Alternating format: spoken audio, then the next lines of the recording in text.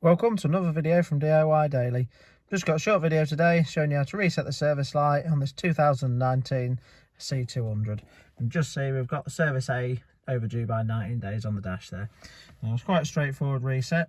If you're on a right hand drive, you want to be using the buttons on this side. And I find with a left hand drive, the buttons on this side. So obviously this is right hand drive, so we're going to be using these buttons here. But to start with, if you just turn the ignition off,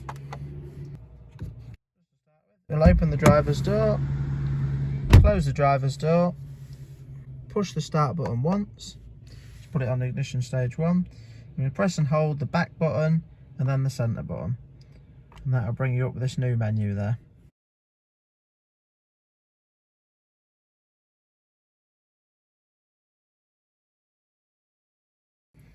Once on the new menu, you want to scroll down to Assist Plus.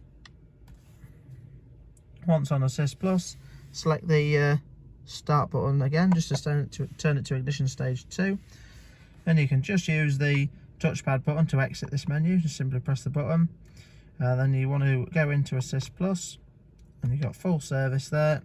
Select full service, scroll down to confirm service, then just confirm your oil grade, and just select again to confirm that, and just confirm again. I'll then say full service complete. Once we've done that, we just turn the ignition off, start it up this time, and the service message has all been reset. Hope the video helped. If it did, give it a quick thumbs up and subscribe to the channel. Thanks for watching, and we'll see you next time.